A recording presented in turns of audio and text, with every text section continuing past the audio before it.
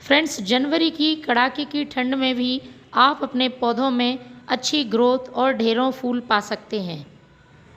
आज के वीडियो में मैं आपको एक ऐसे ही फर्टिलाइज़र के बारे में बताने वाली हूँ जिसका उपयोग आप अभी जनवरी में करें। आपके प्लांट लगातार ढेरों फूल देंगे और उनमें अच्छी ग्रोथ होगी। साथ ही ठंड में यदि आपका प्लांट पूरी तरह से सूख चुका है या उसमें बहुत स्लो ग्रोथ हो रही है, पत्तियां पीली पड़ के झड़ रही हैं, तो ये सारी समस्याएं दूर होंगी, पौधा फिर से हरा भरा हो जाएगा। इसलिए बने रहें पूरे वीडियो में मेरे साथ अंत तक। तो फ्रेंड्स, एक बार फिर से स्वागत है मेरे हरे भरे gardening channel home gardening and ideas में। आप मेरे पौधों को देख रहे हैं, इनमें काफ़ी अच्छी ग्रोथ हो रही है और अच्छी संख्या में फूल बन रहे हैं। कभी कभी बहुत तेज़ सर्दियों में प्लांट की ग्रोथ तो कम हो ही जाती है, उसमें फूल भी आते हैं तो बहुत कम संख्या में और छोटे छोटे आकार के आते हैं। तो यदि आपको अपने पौधों से लगातार फूल चाहिए तो उसकी नई ग्रोथ बढ़ाने के लिए आपको सही फर्टिलाइज़र देना होगा। ये जो फर्टिलाइज़र है प्लांट के लिए नाइट्रोजन, पोटेशियम, फॉस्फोरस के साथ साथ कैल्शियम की कमी दूर करेगा। जब भी प्लांट में कैल्शियम की मात्रा कम हो जाती है, पौधे पत्तियां पीली करके गिराने लगते हैं, पौधा एकदम कमज़ोर हो जाता है और उसमें ग्रोथ रुक जाती है। इसलिए महीने में एक बार हमें पौधे को कैल्शियम रिच फर्टिलाइज़र भी देना चाहिए। लेकिन फर्टिलाइज़र देने से पहले आपको 1 से 2 बातों का अपने पौधों पर ध्यान रखना है। इस ठंड के मौसम में सबसे पहला, आपको अपने पौधे को यदि इंसेक्ट, फंगस या किसी तरह के दूसरे कीड़े या चींटियां हैं तो उनसे बचाना बहुत ज़रूरी है। सर्दियों में धूप नहीं निकलती है, इसकी वजह से पौधे बहुत जल्दी फंगस और इंसेक्ट की चपेट में आते हैं। तो इसके लिए आपको नीम ऑयल का यूज़ करना है। 1 लीटर पानी में 3 ml वाटर सॉल्यूबल नीम ऑयल लें, अच्छी तरह से मिक्स करके प्लांट पर स्प्रे करें।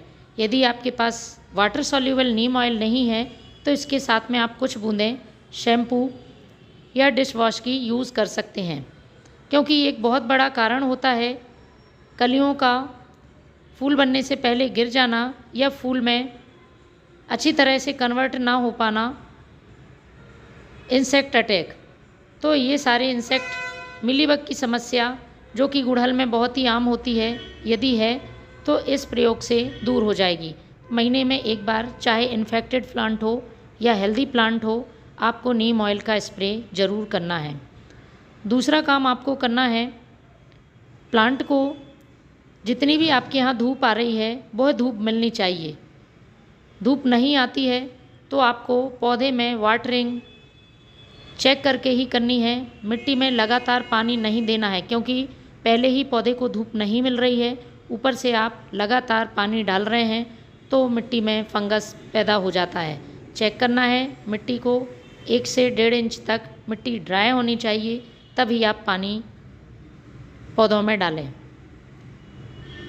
पौधे को जितनी अच्छी धूप मिलेगी, पौधा फूल भी उतने ही अच्छे देगा। लेकिन धूप नहीं आती है तब भी आप फर्टिलाइज़र के यूज़ से प्लांट में अच्छी ग्रोथ और फूल पा सकते हैं। ये फर्टिलाइज़र आप अपने सभी पौधों पर यूज़ कर सकते हैं। गुलाब, गुड़हल, अपराजिता के साथ साथ जितने भी विंटर फ्लावरिंग प्लांट्स हैं उनके लिए बहुत ही फ़ायदेमंद है। 20 से 25 दिन में आपको अपने प्लांट की सॉइल की गुड़ाई कर लेनी है, ख़ास तौर पर जब आप अपने पौधों में किसी भी खाद का इस्तेमाल कर रहे हैं।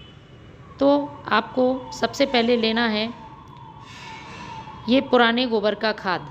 इसकी तासीर गर्म होती है, इसलिए पौधे को कड़ाके की ठंड में मरने से बचाता है, मिट्टी को उपजाऊ बनाता है।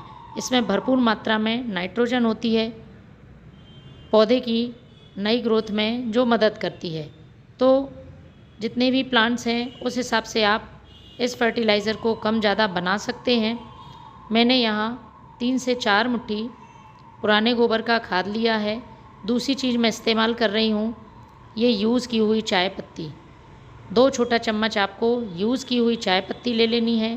प्लांट की सॉइल को एसिडिक करती है और इसमें कई पोषक तत्व मौजूद होते हैं जो पौधे की ग्रोथ में मदद करते हैं। जब भी आप यूज़ की हुई चाय पत्ती का इस्तेमाल करते हैं, अच्छी तरह से धोकर सुखाई गई हो तभी इस्तेमाल करें, वरना आप फ्रेश टी लीफ का भी यूज़ कर सकते हैं। यदि आप फ्रेश चाय पत्ती का यूज़ कर रहे हैं तो इसकी आधी मात्रा 1 छोटा चम्मच फ्रेश चाय पत्ती का ले सकते हैं। चाय पत्ती का एक सबसे बड़ा फ़ायदा होता है, प्लांट की सॉइल को एसिडिक कर देती है, उसका पीएच बैलेंस करती है और एसिडिक सॉइल में हमारे जो फ्लावरिंग प्लांट्स हैं बहुत अच्छी फ्लावरिंग करते हैं। और साथ में गर्म तासीर की होती है तो मिट्टी को गर्म रखने का भी काम करती है। तीसरी चीज़ आप मेरे हाथ में देख रहे हैं, ये चॉक, ब्लैक बोर्ड पर लिखने वाली वाइट चॉक है। 1 छोटा चम्मच हमें इसका पाउडर ले लेना है। हम सभी जानते हैं चॉक में अच्छी मात्रा में कैल्शियम मौजूद होता है, पौधे में कैल्शियम की कमी को पूरा करता है। इन सारी चीज़ों को हमें अच्छी तरह से मिला लेना है और अपने प्लांट की मिट्टी की गुड़ाई करके स्टेम से दूर चारों तरफ जगह बना लेनी है और पॉट की साइज़ के हिसाब से आपको 1 से 2 मुट्ठी ये खाद अपने पौधों में दे देना है। मैं अपने रोज़ प्लांट में इस खाद का इस्तेमाल कर रही हूँ।